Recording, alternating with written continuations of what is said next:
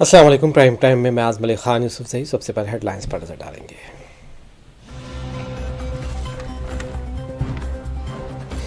प्रियंका गांधी की लोकसभा में पहली तकरीर, बीजेपी और नरेंद्र मोदी पर की तनकीदें, संभल और आगरा का क्या जिक्र।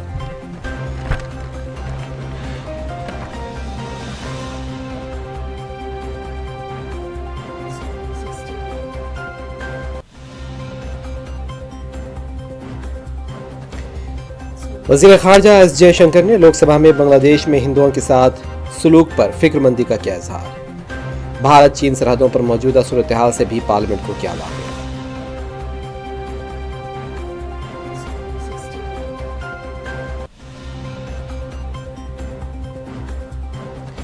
82 करोड़ लोग सरकारी राशन पर गुजारा कर रहे हैं। 2014 के बाद से आदम मसावात में इजाफा हुआ है। अखिलेश यादव का पार्लियामेंट में बयान।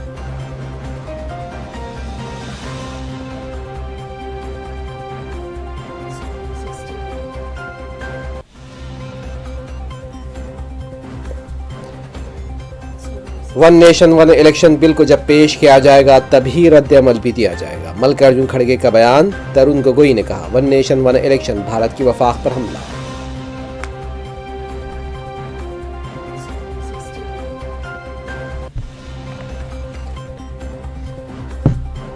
थिएटर में भगदड़, एक खातून की मौत के सिलसिले में अल्लू अर्जुन गिरफ्तारी और अबूरी जमानत। रजा मुराद ने कहा, भगदड़ में खातून की मौत पर एक्टर कैसे जिम्मेदार, समझ से बालतर।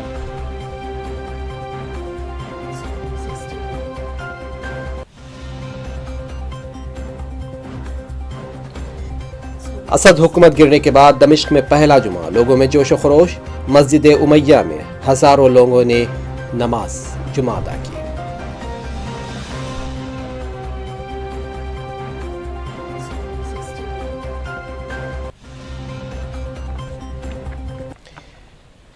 प्रियंका गांधी ने आज लोकसभा में अपनी पहली तकरीर की और बहस में हिस्सा लिया। 32 मिनट की अपनी तकरीर में प्रियंका गांधी ने मोदी हुकूमत पर तनकीदें की और ये वाजे करने की कोशिश की कि एनडीए हुकूमत ने पिछले 10 सालों में आयन के खिलाफ काम किया है। प्रियंका गांधी ने आगरा में वाल्मीकि की मौत का मामला उठाया। वाल्मीकि पर पुलिस स्टेशन में चोरी का इल्ज़ाम लगाया गया था और पुलिस बताया जा रहा है कि पूरे ख़ानदान को पुलिस ने पीटा है। वाल्मीकि को पीट पीट कर मार डाला गया। प्रियंका गांधी ने कहा, उसकी अहलिया और वालिद को अजियत दी गई। प्रियंका गांधी ने कहा, मुतासरा ख़ानदान सिर्फ इंसाफ चाहता है, कानूनी लड़ाई लड़ रहे हैं वो लोग। उन्होंने कहा कि यह हिम्मत और ताकत उसे आइन ने दी है।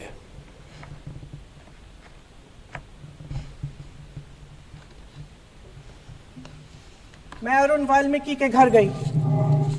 अरुण वाल्मीकि पुलिस स्टेशन में काम करता था, सफाई का काम करता था। आप सोच सकते हैं हमारी तरह उसका भी परिवार था। नई नई शादी हुई थी, 2-3 महीनों का बच्चा था। पुलिस स्टेशन में चोरी हो गई। चोरी का इल्जाम उस पर लगाया गया। उसके पूरे परिवार को उठाकर पुलिस स्टेशन में ले गए। आप हंस रहे हैं, लेकिन ये गंभीर बात है। गंभीर बात। शर्म करो, शर्म। अरुण वाल्मीकि को पीट पीट के मार डाला। उसकी बीवी को पीटा, उसके पिता के नाखून निकाले, उसके पूरे परिवार को पीटा गया। जब मैं उस जवान महिला से मिलने गई जो अभी अभी विधवा हुई थी, तो उसने मुझे कहा कि दीदी, हमें सिर्फ एक चीज चाहिए, हमें न्याय चाहिए और हम इस न्याय के लिए लड़ते रहेंगे, चाहे कुछ भी हो जाए। ये हिम्मत उस महिला को हमारे संविधान ने दी।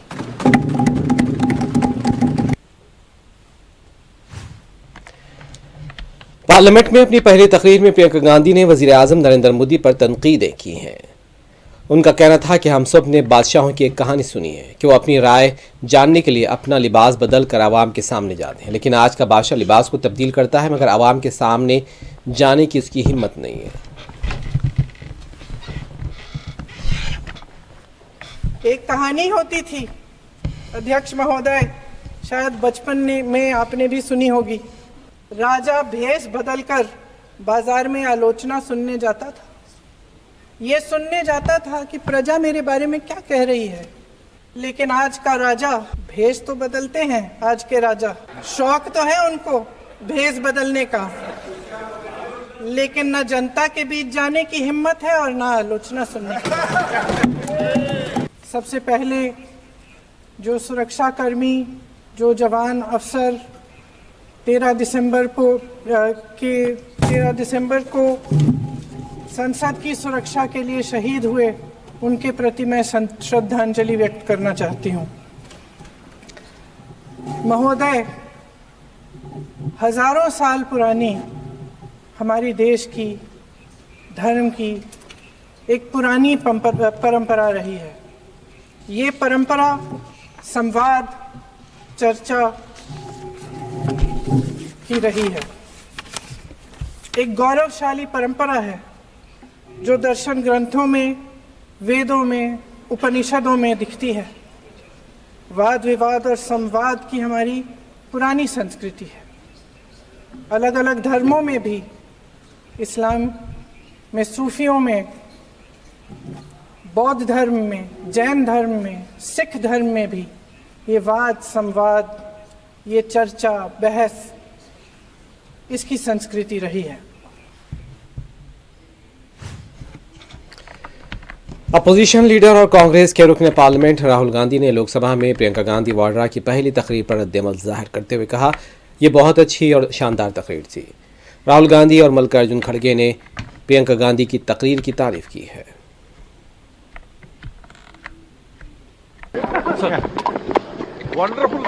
Wonderful speech. Better than my maiden speech. Let's put it like that. Excellent speech, very good. All the facts she put before the government and how the constitution is misusing and they are not protecting women, people of this country. That he completely spoke and we are very happy about her performance.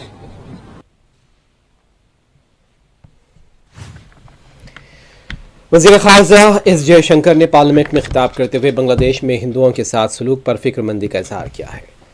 उन्होंने बांग्लादेश में minorities में तशद्दुद को फिक्रमंदी की वजह बताते हुए कहा, ऐसे कई वाक़यात पेश आए हैं। उन्होंने कहा कि हाल ही में हमारे फॉरेन सेक्रेटरी ने ढाका का दौरा किया था। जयशंकर ने मजलिस इत्तेहादुल मुस्लिमीन के सदर असदुद्दीन ओवैसी के एक सवाल का जवाब देते हुए ये बात कही। बैरिस्टर असदुद्दीन ओवैसी ने सवाल किया था कि हमने बांग्लादेश की तरक्की के लिए $10 बिलियन का वादा किया है, हुकूमत इस बात को यकीनी बनाने के लिए क्या इक़दाम उठा रही है बांग्लादेश में हिंदुओं और मंदिरों की हिफाजत हो सके। खारजा सेक्रेटरी ने बांग्लादेश दौरे के बाद एक पार्लिमानी कमेटी को बताया था कि पड़ोसी मुल्क ने यकीन दिलाया है कि माइनॉरिटीज़ के खिलाफ तशद्दुद के जिम्मेदारों के खिलाफ कार्रवाई की जाएगी।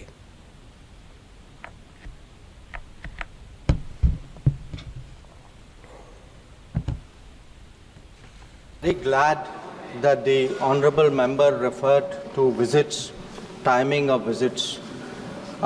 Before Prime Minister Narendra Modi went to Nepal, for 17 years there was no visit from India to Nepal. Does that mean that nobody in India cared for Nepal? For Sri Lanka, for 30 years there were no bilateral visits before Prime Minister Modi went there. So visits are important, I accept it.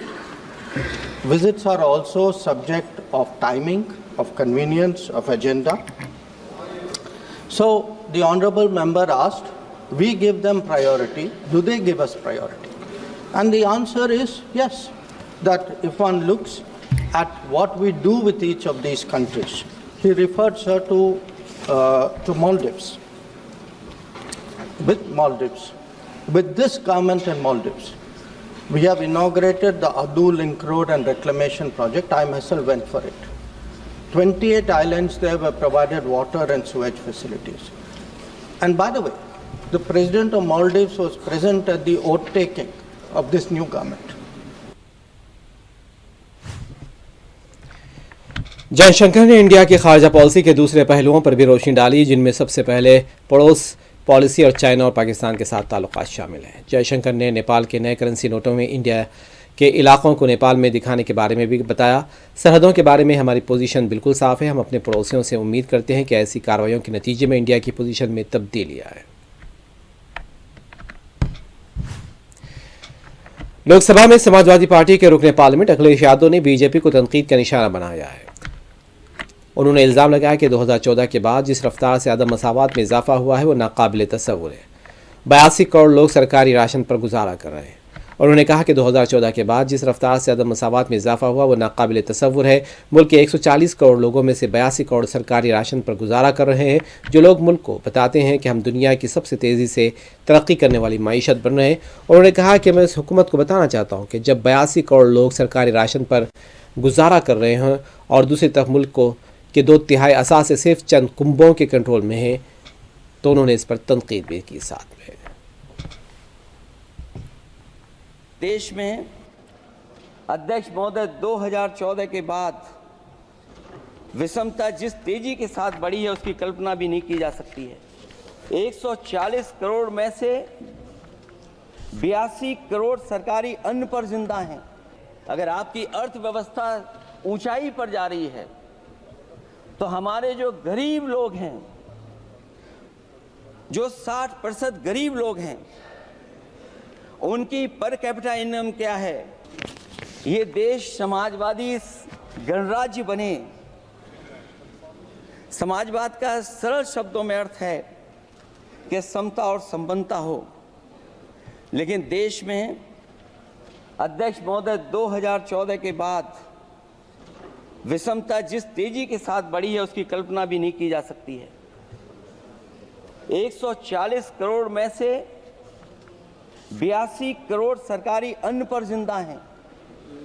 अध्यक्ष महोदय, जो देश को ये कहते हो कि हम दुनिया की सबसे तेज रफ्तार पे चलने वाली अर्थव्यवस्था बनने जा रहे हैं, 3 पर पहुंच गए और ऊपर जाएंगे।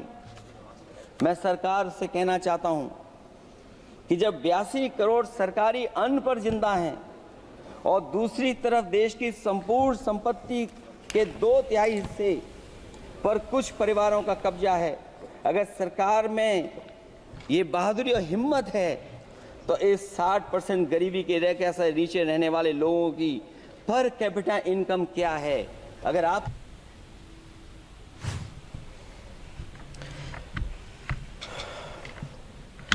राज्यसभा के चेयरमैन ने ऐवान में रुकावटों पर मायूसी का इजहार किया है, जबकि अपोजिशन लीडर मल्लिकार्जुन खड़गे ने हुकूमत पर तनकीदों को तेज किया। गर्मा गर्म तबादले ने पार्लियामेंट की जारी कार्रवाई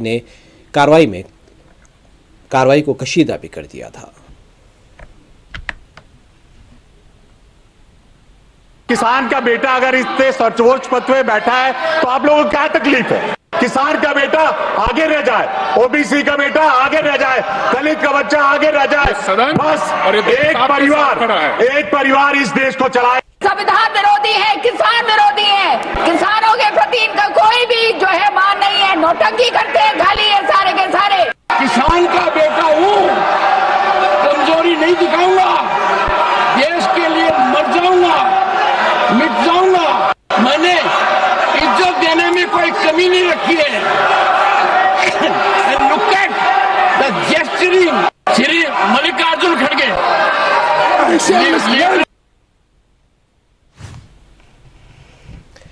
कांग्रेस के सदस्य मल्लिकार्जुन खड़गे ने कहा कि one nation one election bill में मौजूद तमाम चीज़ों को देखने के बाद ही उस पर रद्द अमल ज़ाहिर करेंगे। वन नेशन वन इलेक्शन पर कांग्रेस के सदस्य मल्लिकार्जुन खड़गे ने कहा, हम देखेंगे कि बिल में क्या है, वो उससे कैसे करेंगे, हम तमाम चीज़ें देखेंगे और फिर हम उस पर रद्द अमल भी ज़ाहिर करेंगे। वन नेशन वन इलेक्शन पर यूनियन कैबिनेट ने अप्रूव किया है, किस तरह से देखेंगे वो उसमें है क्या बिल में, वन नेशन वन इलेक्शन किस तरीके से करते हैं और उसका विवरण क्या है, वो सब देखने के बाद रिएक्ट करेंगे। जो बिल आता है वहां पर तो डिस्कशन को आएगा, फिर देख लेके बात करेंगे। कॉन्स्टिट्यूशन पे डिबेट भी स्टार्ट है सर। लगता है कि हाउस चलाने के मूड में है सरकार? नहीं, उनके देखो ये कंडीशन तो हमने डाला था कि कॉन्स्टिट्यूशन का डिस्कशन, उसके ऊपर डिस्कशन होना चाहिए, क्योंकि दो अनकॉन्स्टिट्यूशनल चीजें बहुत चल रही है। बहुत से ऑटोनोमस बॉडीज को भी ये लोग मिसयूज कर रहे हैं और देश में गवर्नेंस ठीक नहीं है। तो इसलिए हम चाहते थे कि डिबेट कॉन्स्टिट्यूशन पे हो और ताकि सभी लोगों को मालूम हो जाए कि कांग्रेस के रुकने पार्लियामेंट शशि थरूर ने 13 दिसंबर को कहा कि वन नेशन वन इलेक्शन पर संजीदा बहस होगी। ये एक बहुत अहम दिन है क्योंकि ये तमाम अरकान पार्लियामेंट के लिए आइन के 75 साल के कामकाज का जायज़ा लेने का बेहतरीन मौका है। शशि थरूर ने कहा कि एक वजह यह है कि अगरचे हमने 1952 में वन नेशन वन इलेक्शन के साथ शुरुआत की थी, लेकिन अब हमारे पास ये नहीं है। जब कोई लोकसभा या असम्बली इत्तेहाद अपनी अक्सरियत खो देता है तो मुख्तलिफ औकात में हुकूमतें गिरती और बढ़ती हैं। एक पार्लियामानी जमहूरियत में आप कैलेंडर को ठीक करने की कोशिश नहीं कर सकते। Debate because it's a great opportunity for all the MPs to review 75 years of working of the Constitution, how it has impacted the country, how it has shaped our present and our future. And to my mind, this is a very important debate, which I think we are all looking forward to. It will happen after question hour, and I think we are all looking forward to that. And what is your take on one nation, one No, one nation, one election the problem is there is a reason why, even though we began in 1952 with one nation, one election, why we don't have it anymore. And the reason is very simple. When a Lok Sabha coalition loses its majority, or when an assembly coalition loses its majority, or there is a successful vote of no confidence, governments fall and rise at different times. You can't, in a parliamentary system, you can't stick to a fixed calendar, because when a government falls, you have to have an election, otherwise it would be undemocratic. So we'll have to look at the bill and see, but I think there would be a very serious discussion.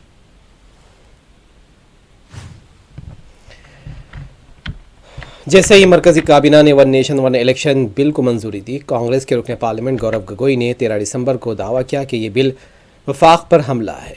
Parliament में इंतखाबी अमल पर बहस होनी चाहिए।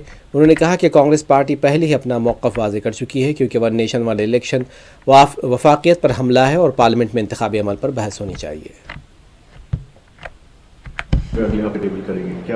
इस पे Congress party ने पहले कह रखा है कि हमारे संघीय ढांचे पर एक आक्रमण है और चुनाव प्रक्रिया को लेकर बहुत महत्वपूर्ण सवाल है जिसका जिक्र सदन के अंदर होना चाहिए। कॉन्स्टिट्यूशन के ऊपर आज से डिबेट चालू होगी। प्रियंका जी भी आज बार अपना डेब्यू करेंगी स्पीच पे, क्या होगी? बहुत एक महत्वपूर्ण पल में प्रियंका जी भाग लेगी और मुझे लगता है कि पूरे देश को एक बुलंद आवाज आज सदन में सुनाई देगी।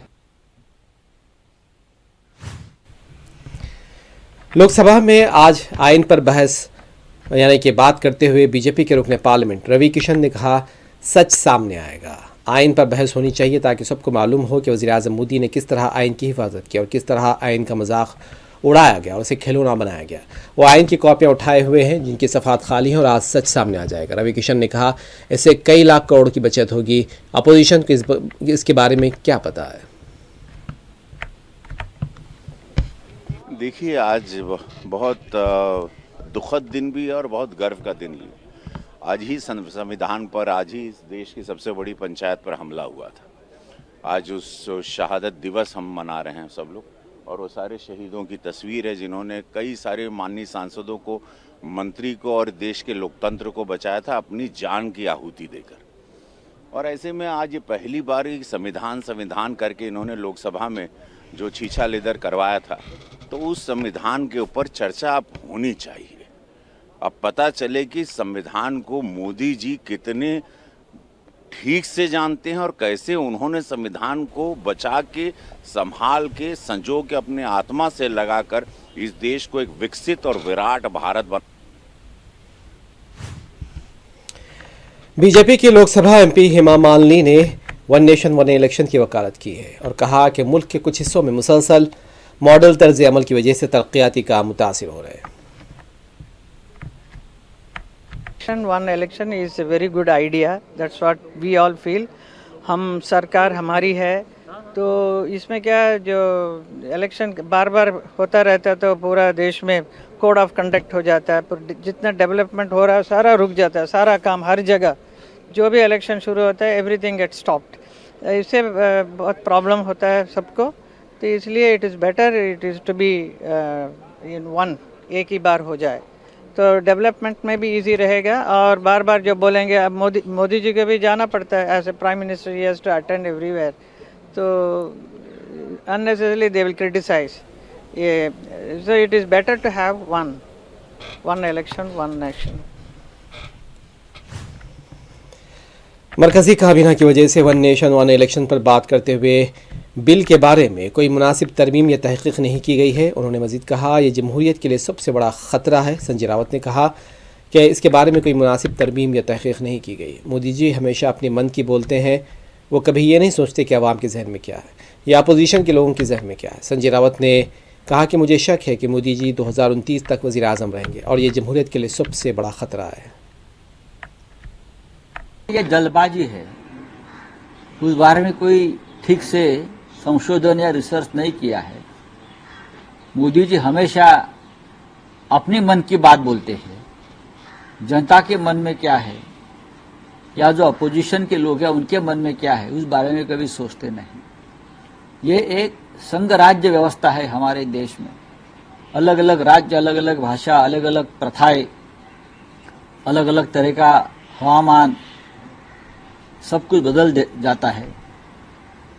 आप एक देश में लोकसभा विधानसभा की जम्मू कश्मीर का चुनाव नहीं कर सकते। आप मुंबई महानगर पालिका का एक चुनाव एक साथ नहीं कर सकते। ये सिर्फ आपके स्वार्थ के लिए आप ये करने जा रहे हैं।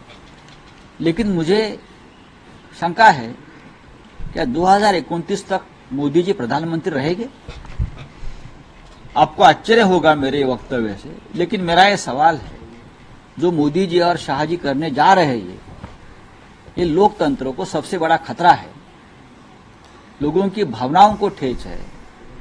आपकी सरकारें चाहे महाराष्ट्र में हो चाहे दिल्ली में हो, ये लोकतंत्र से बनी हुई सरकारें नहीं है, ये ईवीएम से बनी हुई सरकारें हैं।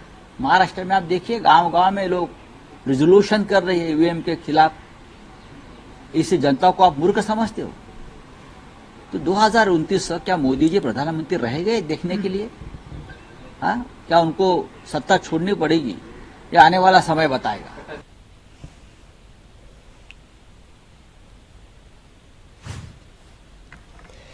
समाजवादी पार्टी के सरबराह अखिलेश यादव ने वन नेशन वन इलेक्शन को लेकर बीजेपी पर तंज किया है। उन्होंने इल्ज़ाम लगाया कि one nation one election BJP का इलेक्शन जीतने का जुगाड़ है। पार्लियामेंट हमले की 23वीं बरसी के मौके पर उन्होंने कहा कि हम इन तमाम बहादुरों को याद करते हैं जिन्होंने जमहूरियत के मंदिर की हिफाजत की। उन्होंने बहुत बहादुरी से जंग लड़ी और सियासी रहनुमाओं की जानें बचाई।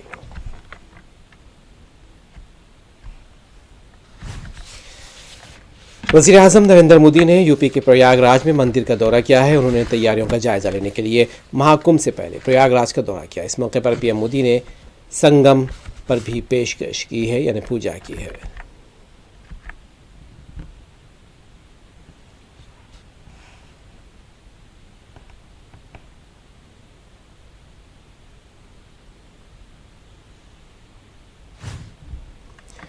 वज़ीर आज़म नरेंद्र मोदी ने उत्तर प्रदेश के प्रयागराज में महाकुंभ नुमाइश की जगह का दौरा किया है। उनके साथ उत्तर प्रदेश के वज़ीर आला योगी आदित्यनाथ और यूपी के गवर्नर भी मौजूद थे।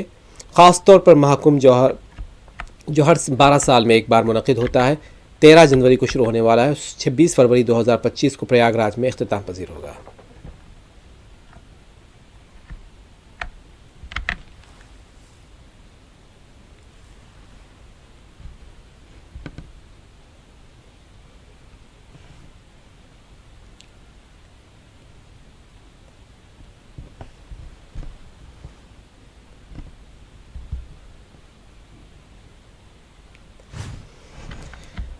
तेलुगु फिल्म स्टार अल्लू अर्जुन को हैदराबाद के एक थिएटर में भगदड़ के सिलसिले में गिरफ्तार किया गया। अदालत ने उन्हें 14 दिन के रिमांड पर जेल भेज दिया था। बाद में तेलंगाना हाईकोर्ट ने उन्हें अबूरी जमानत दे दी। इस वाक़े में एक खातून हलाक हो गई थी, 9 साल का बच्चा जख्मी हुआ था। अदालत ने गिरफ्तारी को पीर तक टालने के लिए अदाकार की दरख्वास्त रद्द कर दी और इससे पहले अल्लू अर्जुन को जुबली हिल्स में उनके घर से पुलिस स्टेशन ले जाया गया, जहां उन्होंने शिकायत की कि पुलिस वाले उनके बेडरूम में आए थे और उन्हें हिरासत में लिया है। अदाकार के वालिद और मशहूर फिल्म साज अल्लू अरविंद और दूसरे रिश्तेदार गिरफ्तारी के वक्त मौजूद थे और इससे पहले हैदराबाद पुलिस ने 41 साल अदाकार और कई दूसरों के खिलाफ एक केस दर्ज किया था और सिंधिया थिएटर में ये सानिया पेश आया था। इस पर और उन पर गैर इरादी कत्ल का इल्ज़ाम लगाया गया है। मरने वाली खातून की शौहर की शिकायत में कहा गया है कि अदाकार और थिएटर मैनेजमेंट ने पुलिस को इस बात की खबर नहीं दी कि अदाकार उनकी फिल्म पुष्पा 2 की स्क्रीनिंग में हिस्सा लेने वाले हैं। दूसरी तरफ अल्लू अर्जुन के दफ्तर और थिएटर अहदेदारों ने कहा कि पुलिस को बताया गया था। गिरफ्तारी पर सियासी इल्जामात का सिलसिला भी शुरू हो गया है। साबिक वज़ीर और BRS लीडर KTR ने अल्लू अर्जुन की गिरफ्तारी को गैर ज़रूरी बताया है।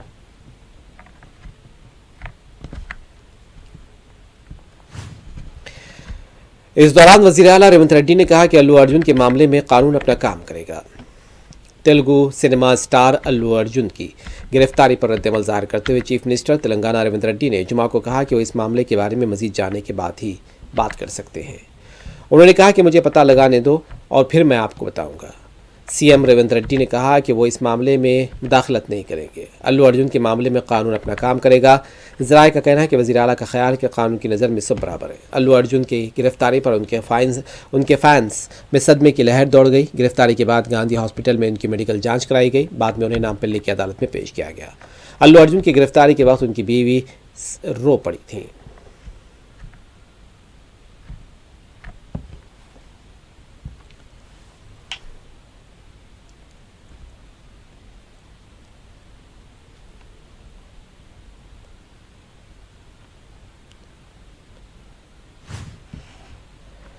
एक्टर रज़ा मुराद ने अल्लू अर्जुन की गिरफ्तारी पर ताज्जुब का इजहार किया है। उन्होंने कहा कि अगर थिएटर में भगदड़ में एक खातून की मौत हुई है तो उसमें एक्टर का क्या कसूर है। थिएटर की जिम्मेदारी अल्लू अर्जुन पर नहीं थी, ये जिम्मेदारी थिएटर इंतजामिया की थी। उन्होंने कहा कि थिएटर में हुजूम को कंट्रोल करना एक्टर का काम नहीं होता।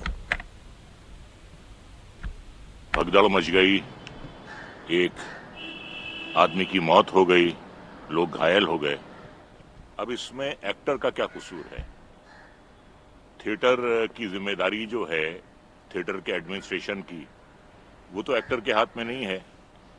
अगर भगदड़ मची है तो उस क्राउड को कंट्रोल करना तो एक्टर का काम नहीं है। अब अगर यही वजह है गिरफ्तारी की तो ये वजह मेरी समझ से बाहर है। बहुत सी फिल्में हिट होती हैं।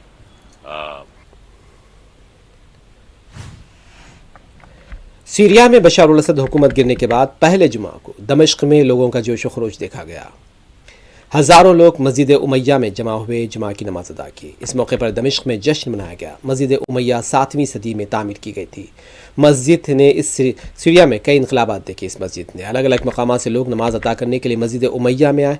कई लोगों ने बशार अल असद हुकूमत के खात्मे पर खुशी और इत्मीनान का इजहार किया। ये लोग नारे लगा रहे थे। इस मौके पर पूरे सीरिया में कई रैलियाँ निकाली गई और असद ख़ानदान के 50 साल दौर के खात्मे पर खुशी मनाई गई। इस तरह के इज्तिमात कई वीडियो सामने आए हैं।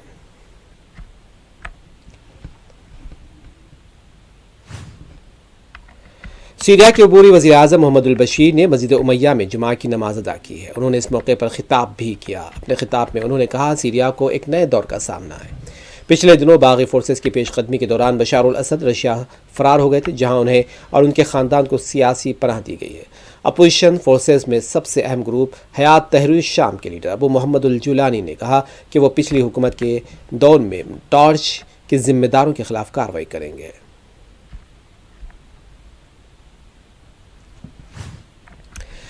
इस दौरान G7 मुल्कों की एक वर्चुअल मीटिंग हुई है, जिसमें सीरिया की सूरत हाल पर गौर किया गया है। G7 मुल्कों ने एक जामे सियासी अमल की तायद की है और इसमें मदद की पेशकश की। G7 दुनिया के 7 ताकतवर मुल्कों का ग्रुप है। इनमें Canada, France, Germany, Italy, Japan, बरतानिया, अमेरिका और यूरोपीय यूनियन शामिल है।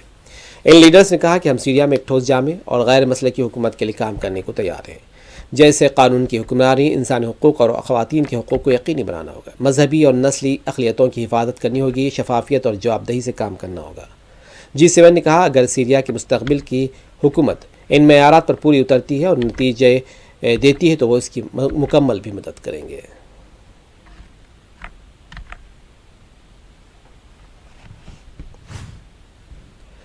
अमेरिका के secretary of state Antony Blinken ने तुर्की के वज़ीर ख़ारजा से मुलाकात करते हुए सीरिया की सूरत हाल पर बात की है। वज़ीर ख़ारजा ने मुलाकात के बाद ब्लिंकन ने कहा कि अमेरिका ने सीरिया में ISIS के खिलाफत को ख़त्म करने के लिए कई साल मेहनत की और इस बात को यकीनी बनाने की कोशिश की है कि यह ख़तरा फिर से पैदा ना हो। इस मौके पर गज़ा सीज़ फायर की भी उम्मीद ज़ाहिर की। ऐसा समझा जाता है कि सीरिया में पेशकदमी करने वाले बाज़ ग्रुपों को तुर्की की सरपरस्ती हासिल है।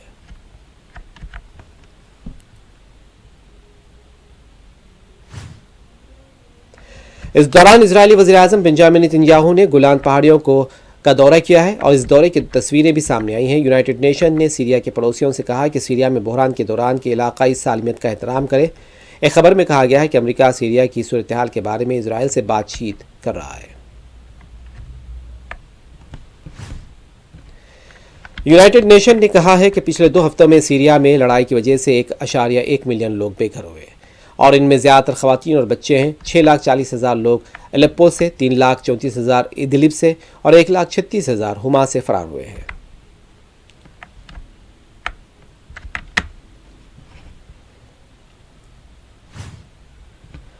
अमेरिका ने कहा कि वह गजा में सीज़ फायर के लिए काम कर रहा है। अमेरिका के सेक्रेटरी ऑफ स्टेट ने जुमा को कहा कि उन्हें गजा सीज़ फायर के इशारे मिले हैं। ब्लिंकन ने तुर्की के वज़ीर ख़ारजा के साथ मुलाकात के बाद कहा कि हमने गजा के बारे में बातचीत की है और उन्होंने तुर्की से कहा कि वह गजा सीज़ फायर और हॉस्टेजेस की रिहाई के लिए हमास पर अपने असर रसूख का इस्तेमाल करे।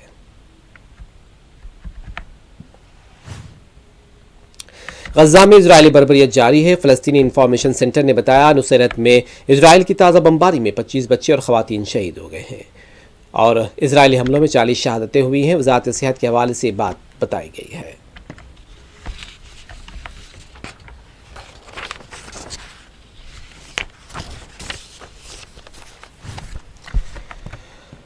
इस दौरान इजरायली फ़ौज ने बताया कि उसने गजा में इस्लामी जिहाद के एक सीनियर कमांडर को निशाना बनाया। गजा में इजरायली बर्बरियत के 434 दिन पूरे हो गए हैं। इन 14 महीनों के दौरान तकरीबन 45,000 फ़लस्तीनी शहीद हुए। गजा तबाह तारोज हो गया है। हॉस्पिटल्स, स्कूल से इंफ्रास्ट्रक्चर सब मुतासिर है। गजा में अब जिंदगी नामुमकिन नजर आ रही। इतनी तबाही हो चुकी है, लेकिन आज दुनिया इजराइल को हमलों से रोक नहीं सकी।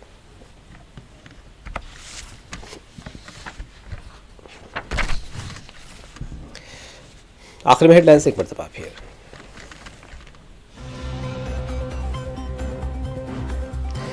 प्रियंका गांधी की लोकसभा में पहली तकरीर। बीजेपी और नरेंद्र मोदी की तनकीदें। संभल और आगरा का किया जिक्र।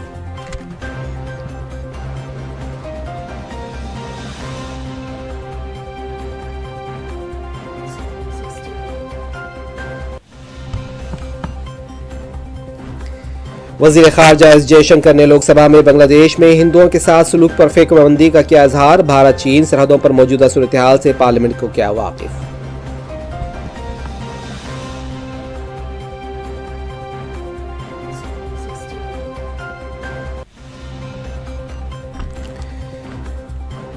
बयासी करोड़ लोग सरकारी राशन पर गुजारा कर रहे हैं। 2014 के बाद से अदम मसावात में इजाफा हुआ। अखिलेश यादव का पार्लियामेंट में बयान।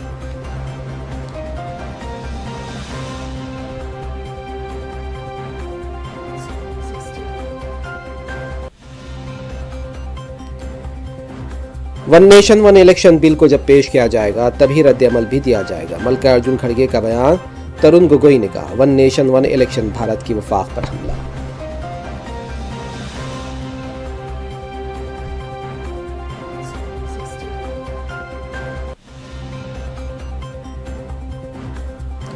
थिएटर में भगदड़ और खातून की मौत के सिलसिले अल्लू अर्जुन गिरफ्तारी और उबूरी जमानत पर रिहा। रजा मुराद ने कहा, भगदड़ में खातून की मौत पर एक्टर कैसे जिम्मेदार, समझ से बालातर।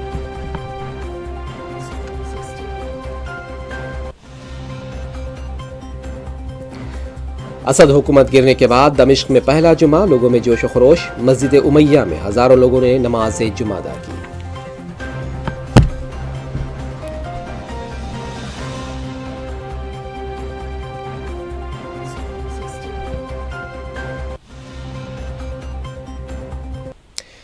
प्राइम टाइम में बस इतना ही। आज मलिक खान यूसुफ जई को दें इजाजत। खुदा हाफिज।